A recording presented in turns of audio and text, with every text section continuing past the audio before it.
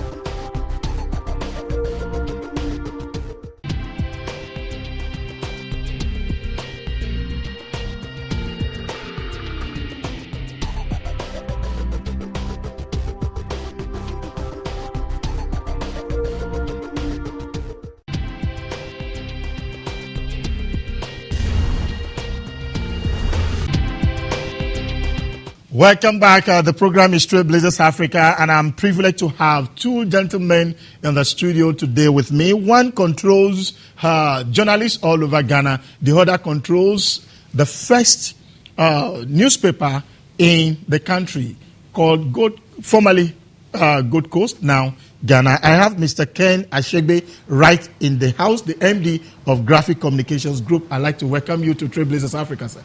Thank you very much. And this one, I call him our own big boss, is the president of Ghana Journalists Association, Mr. Ransford Tetteh, is right here. Thank you very much. Oh, Boko. All right, now, yeah, this is the way we'll be doing it, and I tell you, today is going to be very, very hot. Now, let me start with you, Mr. Ken.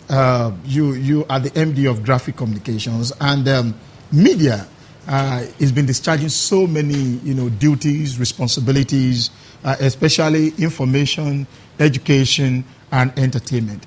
How would you say we are fared? Well, I think it's quite interesting that the media in Ghana, I think, has done quite well. The media in Ghana has been at the forefront of the entrenchment of the democracy that we see in Ghana. The media in Ghana has helped a lot in terms of empowering Ghanaians to appreciate what goes on around them. So generally, I think it's been some good job done.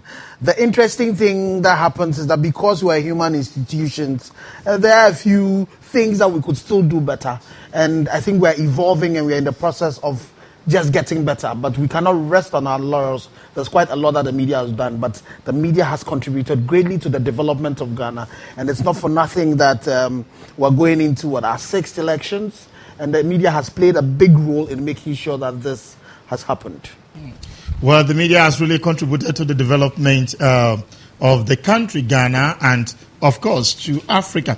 Oh, Mr. President, Ghana Journalists Association, we also set agenda.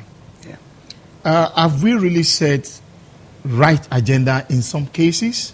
Are the agenda we are setting really helping the development that Mr. Ken mentioned that journalists, media, had actually done so much? Yeah, thank you. I think that, as my MD said, I think that we've done quite well. We've set the agenda, in some cases for wrong reasons, and that has been quite worrying. But on the whole, I think that without the media, can you imagine how this country called Ghana would have progressed in its march towards democratic governance? All over the world, we are treated as the beacon of hope of democratic governance on the continent of Africa. It is largely because of the media. Because without the media, I do not see how democracy will have thrived and endured in Ghana and the whole world. And indeed, as it's said all over, the media is the oxygen of democracy. It provides the necessary oxygen for democracy to thrive. So, yes, I believe we are setting the agenda. But sometimes what happens is that we leave the agenda setting to politicians, to business people, and that is also not too good because we know that politicians or business people may have their own parochial interest. But if we come together as media, then we will set the agenda for public good. Sometimes the agenda is not set for public good. We can also recognize that. But we are a human institution, and that is why every profession, including journalism, sometimes we are questioning as to whether journalism is a profession. The answer may be yes and no, because seriously, for the other professions that we acknowledge, law, engineering, and the rest, you need some form of certification to be able to practice. In case of journalism, you don't need it. And therefore, that is where the challenge will come, because it is believed that press freedom and media freedom is not only for people who come together to practice the profession, it is for everybody. That is why you don't need a certificate to practice the profession. Because if that happens, if any ordinary person decides today that I have some information I want to share with the public, and therefore I can set up a newspaper or set up a radio or television station, because you need certification to practice it, you may not be able to do so. And if that happens, press freedom will be under threat. That is where the danger is. But I believe sincerely, if you look around, media owners are trying to recruit people who have at least some training in journalism. Those who don't have are trained on the job. But the first thing you are taught in a journalism school is about gatekeeping and agenda setting. These are critical because if you don't have that, the tendency is for you to allow, excuse my language, even the chaff. Permit me, Mr. President, when you talk about gatekeeping, now, in most cases, he who pays the piper dictates the tune. Some of the owners who are not professionals, they appear to be one of the major gatekeepers before it comes to the editor and several other departments we have in the room. So how do we check the unprofessional gatekeepers we have in the media? You are right that the media owners, they are in charge. They provide the bottom line, the resources to run. But you know what? Gatekeeping is essential because gatekeeping and agenda setting are very essential because you are in business. If a media owner decides that I have a parochial interest to serve, if you are a newspaper owner and you produce newspaper, you are not credible because you have a very parochial agenda to serve. Perhaps maybe you want your political party to win power fair or foul. What the people who buy your newspaper every day will do is that they will vote with their money and your business will no longer be in existence. Mind you, you are in business because you want to make some money. And in media, the only way you can make money is credibility. If you are not credible, be it radio, be it television, be it newspaper, you are likely to fall by the wayside. And therefore, as media owners, yes, I mean, publishers are powerful people because, I mean, they take the decisions in the boardroom. And even if you are editor, you got to listen to them.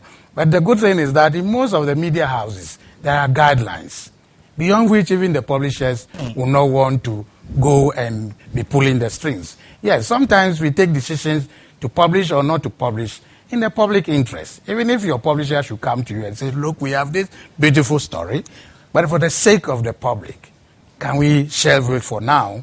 Maybe do further checks on it. That would be a good thing that any editor of the sort should consider and may not necessarily amount to interference. It is necessary for the credibility and integrity of the business you run.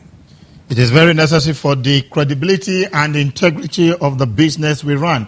He also mentioned that media is the oxygen of democracy. That's where I'm going to take you on, sir.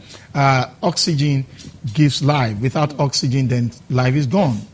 Are we really providing the right oxygen for the sustenance of democracy in our various countries? I mean, you have traveled far and wide. We have seen other countries and compared to Africa and Ghana.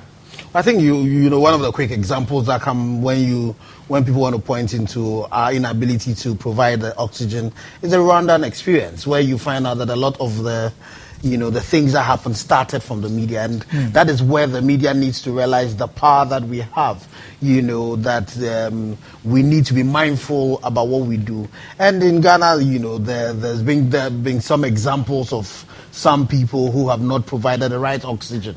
So some of them tend to push carbon dioxide rather into the system, than put the oxygen. But by and large, you have some professionals in the business, and a lot of them have done a lot to push the frontiers, provide, insight to the people to ensure that people are informed, are educated, and are entertained. But then definitely there is the lunatic fringe, there is the lunatic fringe. And for us, media as an industry, it's important that we are able to ensure that there is that professionalism, not just in the media practitioners, in the journalists, but as well as even in those who are managing media, such that, they also need to provide some leadership to the journalists that work within the media houses. And they need to realize the fact that we as media people are existence, our virtual existence is tied directly to the sustainability of democracy, the fact that our ability to even have the media freedom to be able to operate comes from the Constitution. And this Constitution is predicated on democracy. And you find in most establishments, look at the examples of Mali. Immediately there's any coup or anything like that, the first thing they do is suspend the Constitution and all the freedom and all the rights that the media owners use in doing their operations. So it's important that we realize that it's in our interest as media owners, as media practitioners, to ensure that we're ingesting a lot of that oxygen, positive oxygen, purified oxygen, into the system to sustain the democracy. It's important, and you can find it in Ghana, that increasingly as we go along this trend of democracy, people are beginning to take decisions based on issues. People are beginning to question issues, and it's that kind of oxygen is what we need to be pushing. And interestingly, for Graphic, where we're coming from, it's one of the angles that we want to do in this election year. Leave all the noise that you hear at the various rally grounds and all of that, and take the issues, the things, the bread and butter issues that are, are important to our people. For my grandmother in Chama, like that, the issues that she wants to know about is how she's going to live, where her food is going to come from.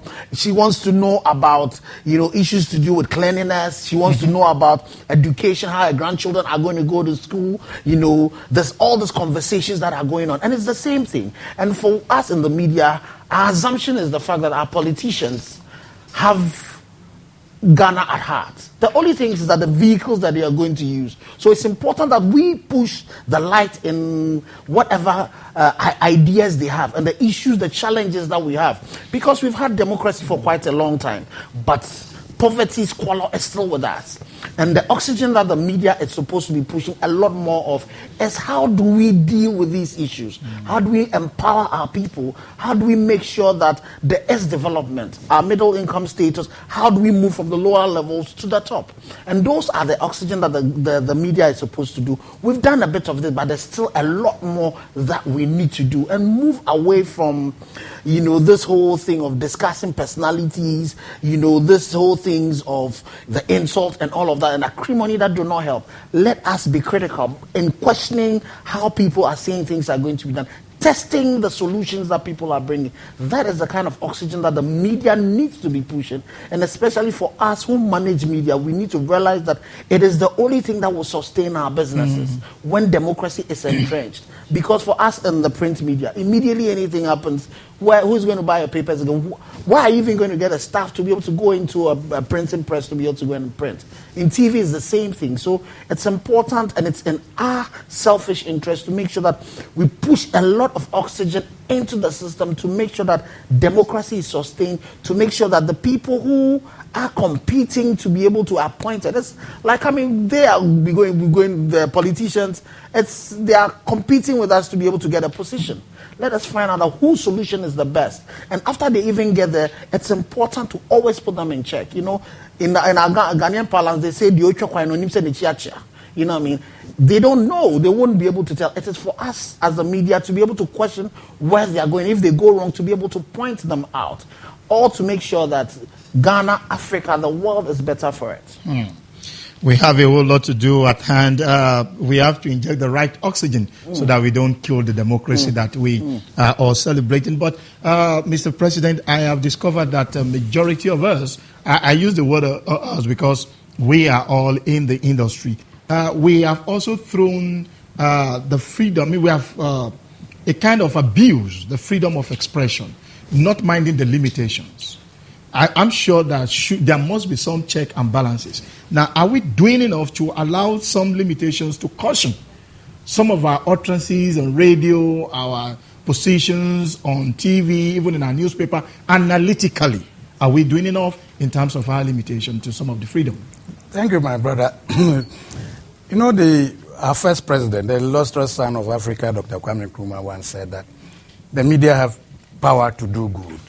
They have greater power to cause harm, if not handled well.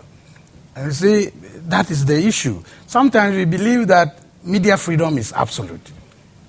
There's no absolute freedom enshrined in our constitution. There are limitations. And those limitations have been brought about because you have your freedom to practice your profession, to carry any story, any information across at all. But you also have to guard against damaging people's reputation.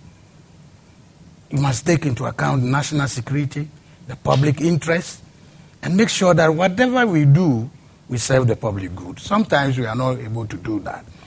And Lord Denny, these eminent jurists in the UK, in a case, put it succinctly that sometimes we think that press freedom just allows us to do anything. But he says that, yes, we have the right to do. We even have the right to publish and be damned. But at the end of it all, when you are questioned as to justify why you did so, then the law will deal with you. That is what we as journalists must take into account in the practice of our profession. That look, we serve society, but there are other laws that we need to take into account. It is just to make sure that there is sanity in the society. But unfortunately, some of our colleagues think that because the freedom and independence of the media has been guaranteed by the Constitution, then there is a free-for-all. It is not so. If we continue to do that, maybe for now, the people of Ghana enjoy the freedom. Because if you should open your phone line now and want them to contribute to this discussion, everybody has some opinion to share.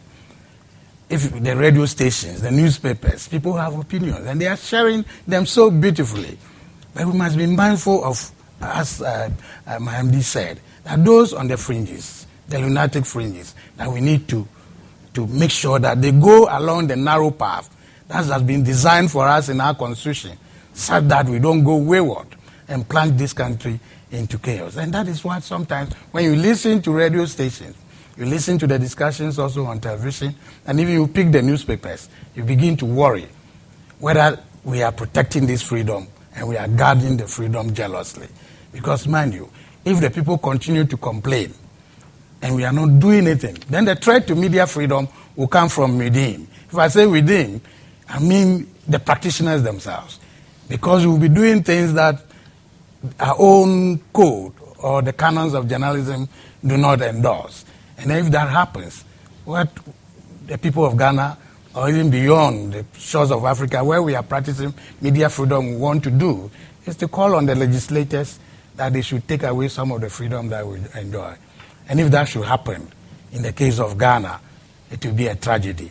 That we'll be going back to the dark days where we will not be sharing ideas and be questioning our leaders who we have put in power, or will not provide the kind of information necessary in an election year like 2012 we have in Ghana, where people then can make informed decisions as to who is more capable to run the affairs of the country. At times, Mr. Ken, you see some people that you meet on the road and they are even challenging some of the uniform men. Oh, I'm a journalist. What are you talking? I'm a journalist. Does that guarantee our... I mean, because we are journalists, are we guaranteed to misbehave? I think it's, in the past, we had a culture of silence. And now, so coming out of that in the birth of the Constitution, we made sure that we had this freedom. What some of us, especially the young ones, have done is that they've not realized where we have come from, and a lot of them are abusing the rights. So the public are even tended to think that we now have dictatorship of the media, where people go into areas that they should not go to. And well, it is good to also notice that it is not an African problem. It's not a third world problem. Look at what is happening with Rupert Murdoch. You know what I mean? This is an example of the way not to do, the way not to go in the media, where we need to realize that the fact that you're a journalist, the fact that you have the microphone, the fact that you have a camera pointing to you, the fact that you have, a pen, does not guarantee that you should turn your pen into a knife and write with a knife. You need to walk within the thin lines to make sure that we have our cultural practices, our values as Ghanaians. And we need to respect, we need to operate within that. You find the situations in which young children, people who could be children of people in authority, just because somebody is offered to do public service, young persons sitting on radio, insult, invectives, things that should be unprintable, should not be on radio. We are hearing them, and some of these things, the more we do them, as Ransford said, the system will rebel against us. And this independence that we'll have, you find out that the system will find a way of protecting itself. It's a law of evolution. Once a particular thing goes and the system thinks that this is not in their interest, you find them fighting against it. You look at some of our newspapers and the pornography, the sheer pornography you see on the news, it is criminal, and we'll be the first persons to be screaming out, they are trampling on our rights. Immediately the police come after us. But it's in the right of the media to self-regulate we should introspect and say that these are the boundaries. And interestingly, if you take, GJ has good code of ethics under which we're supposed to operate. A lot of the media houses, if you come to graphic, we have the ethics. We just put them aside and decide not to do what we have to do. And do what we feel. Exactly. Even things that we know it's wrong. We still want to go ahead and do it. For parochial interest. Yeah, I've been speaking with Mr. Kenneth Ashigbey, the MD of Graphic Communications Group, and Mr. Ransford Tetteh, the President, Ghana Journalists Association. We go for a short break where we'll be going to check the word on marble. And when I come back, I'll be with my guests for another brief moment before I let them go. It's Street Trailblazers Africa. Hello, viewers. Welcome to Have You Heard? Your innovation needs the right medium to get to the right audience. Have You Heard? A promotional news program that sells ideas, organizations, services. We have a lot of great services to offer. The 8 Ghana petrol. People, places and projects to the public with authority and in authenticity is the program to fix such ideas. It's a product that is the most widely used analgesic worldwide. We do weather shows for TVs all around Africa and all around. Have You Heard? Brings out the facts that the public wants to get in a unique and unbeatable style that keeps the audience glued to their TV set for bumper analysis on your product, service or activity. And Blackberry is a fantastic product to allow people to know. We present your business in a compelling new style to stimulate desires in consumers for your top quality products. If you haven't told your story on Have You Heard, then the story hasn't been told. Let the public hear you loud and clear on Have You Heard. To feature on Have You Heard, contact the marketing department of Crystal TV on 0244 850 773 0302 324 344. To get your products and services to your target, it must be on Have You Heard. Have You Heard? Promoting and celebrating the uniqueness of your brand.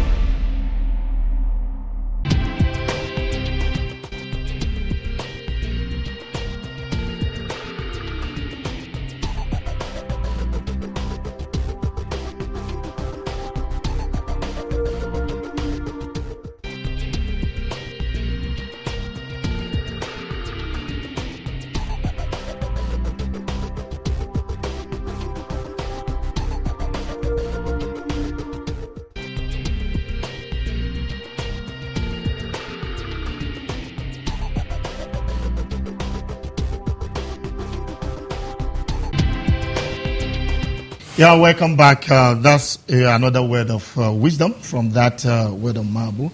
I'm back with my guest, Mr. Kenneth Ashigbey, MD Graphic Communications Group, and Mr. Ransford Tetteh, President, Ghana Journalists Association, and of course the editor of Daily Graphics. Because Mr. Kenneth said, please don't just give him out to you people alone. It's also part of my system. Well, I hope you are not jealous. Oh, I'm very jealous. I am very, very jealous about my brand. Well, when you have a good brand, then you must be proud of your brand. It's only the brand that is not good that you don't associate yourself with. Well, thank you very much, Mr. Tetteh, for being a very super brand. Thank you. Then we are glad to have you. Thank you. Even as the president of Ghana Journalists Association. Yeah, thank you. Now, the problem of lack of ethical, professionalism in the media, does that have to do with the proliferation we have now that several media houses are just springing forth? We don't know which is which, and anybody can just decide to say what he likes. Mr. King. Well, I think you see it's said in Chi that the issue of the Batakari, that there's been a lot of it, like what Ransford is wearing, that now you cannot even decipher what the right, local traditional healer is. That's the truth. With the proliferation of the media has come in other people who have come into the media not to be professionals, but for their own interest.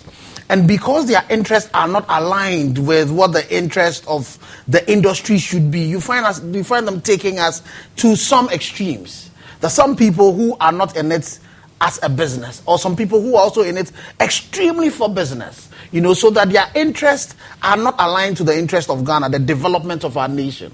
Because you would ask yourself, what would make somebody put a stark naked woman on the front page of his paper? It could only be because it's pecuniary interest, money, just for the fact of the money. Why would somebody, you know, sit on his radio and it's all invectives? Because they think that, okay, people love to listen to some of these things. And it's also because a lot of us, a lot of the people, the point that Ransford made, is the fact that you do not need certification to practice journalism. So there are a lot of people who are untrained, who are unskilled, who have not gone through the apprenticeships or who have not gone to school. And some of us, the media owners are themselves, we just hear somebody we go to maybe an engagement that the person is talking as an Ochami because he's talking as Ochami. We just come and put him in front of the microphone and expect him to deliver journalism. I say sometimes some of the people who, especially on radio, are arrogantly ignorant people who are infecting us with their ignorance in an arrogant way. So it lies with us. You know, those of us who run structured and for graphic, we've been here like 60 years. So it's our mandate to also go out and make sure that we can impact on some of the new ones who are coming, who are not doing it. Some of them might be doing it because they do not know, and be able to guide them. Those who are, you know, out and out to just exploit the freedoms, exploit the system, we need to also point them out. We need to also name and shame some of the times. And then we all need to make sure that we are correcting ourselves and we are upgrading our skills on a constant basis. Because if you stop to learn, you will die. So it's important that we learn it. We learn even the rules that's supposed to be governing us. And we have the ethics of the profession ahead, and make sure that when people come and we're inducting them, we make sure that they know what the nuances and the do's and don'ts are, you know. Yeah, Mr.